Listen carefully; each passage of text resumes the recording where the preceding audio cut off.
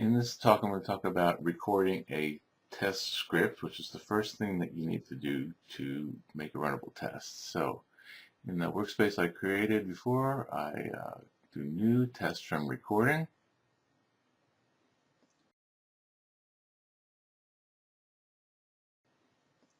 And it's an HTTP test because we're doing web pages. I'm going to store it under test, and I'm going to name the file, the test Google with Firefox, because that's what I'm going to do.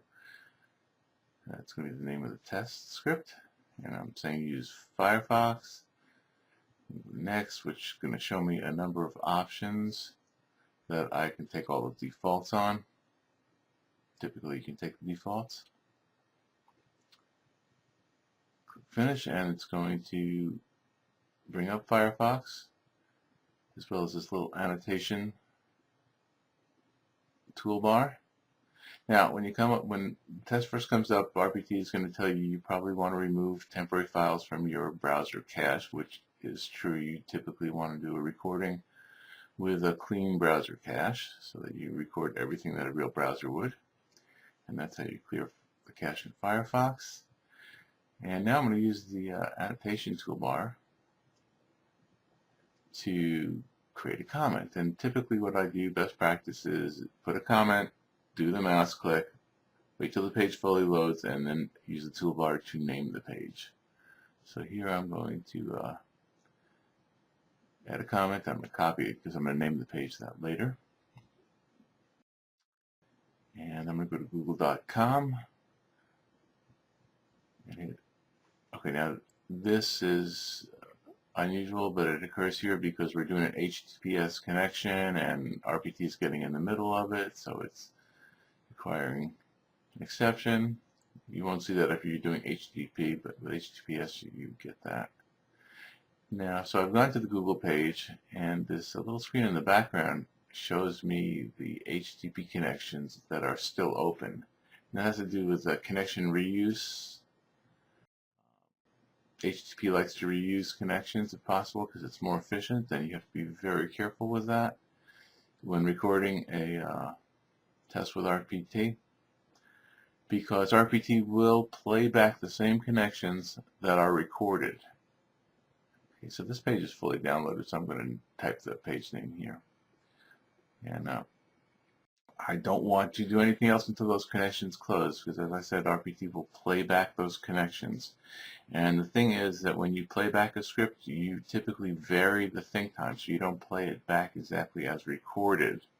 And so if you think longer than the connection time, then it's possible that RPT will try to reuse a connection that has timed out. And that will cause extra messages to flow to the server, to TCP connections, and then the reply comes back to say this connection's closed already, you can't use it, and so then RPT will send another connection. So you'll accidentally send twice as many connections to the server as a real world user would. So that's basically a disaster for a performance test. So best practice here is to wait until the connections time out before doing another mouse click. It looks like Google has these connections set the timeout for about a minute. Okay, in the meantime, I'm going to add a comment for the next page in anticipation. I'm going to do a search. So that's the comment. There the connections have timed out. And so now I can do a search. And I'll search for Rational Performance Tester just for the heck of it.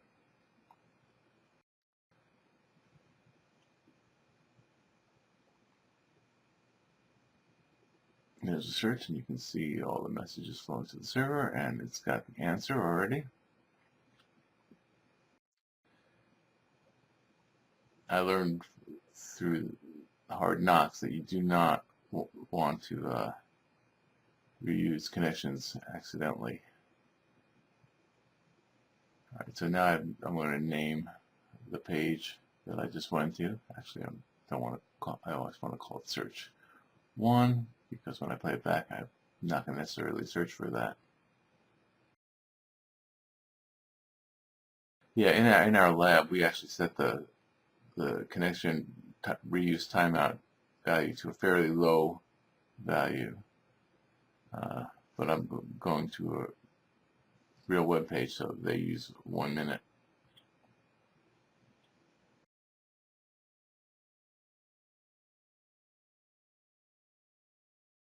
I'm just going to wait for the timeout. Okay, now in the meantime, I can put a comment in there to say what I'm going to do. I'm going to copy that so that I can use it for a page name later. Now in this case, I really don't have to wait till the connections timeout because I'm not going back to google.com. I'm going to go to wherever the links are, and this looks like IBM.com. But just out of general principle, I'm going to wait till those connections time out, having been burned by not doing that. Now you can fix those. If you accidentally reuse a connection in a test and you want to change it, there is a way that you can edit the test to force a new connection. But if you can avoid having to do that, that makes your life easier.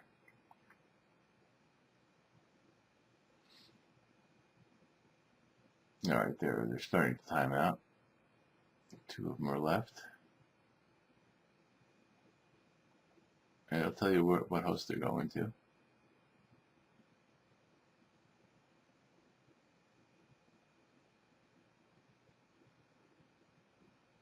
Like I say in the lab, we set a fairly short connection reuse timeout while we're recording tests. There they go. So now I clicked on one of those links. There's all the connections, and there's the page. And now the page is loaded, so I'm going to name the page.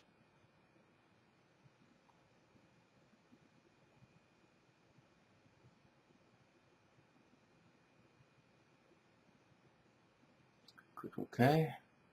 And that's the end of the test that I'm recording. So when you want to end the test, you just close the browser window.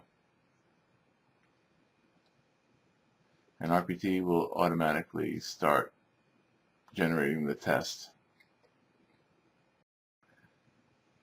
And this will take longer for a longer test and shorter for a shorter test.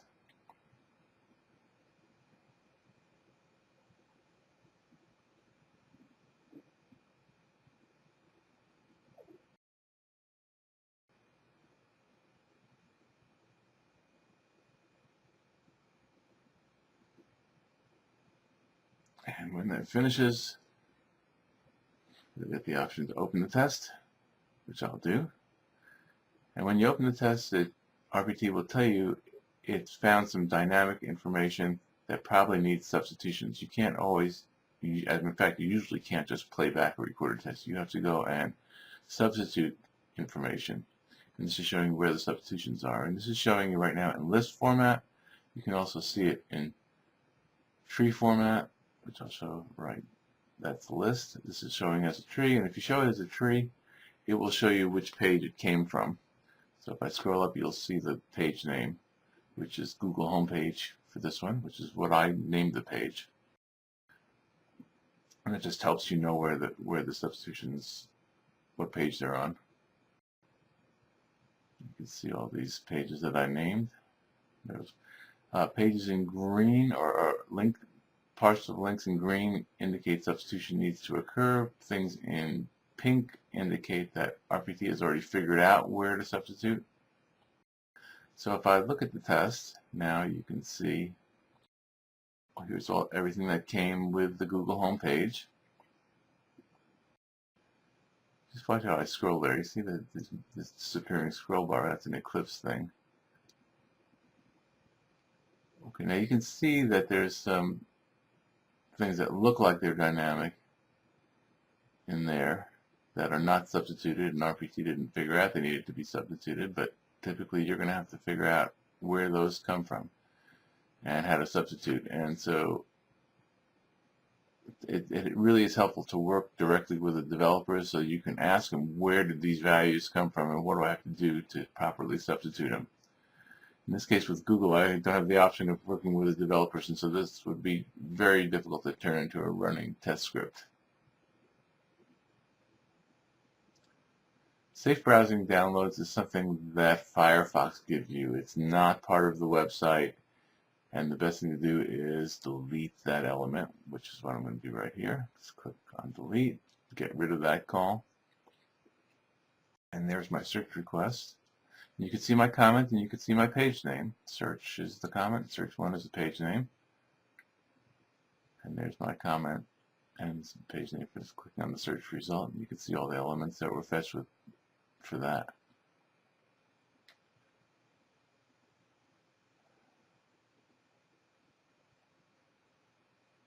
And now I'm going to save the page because I edited it.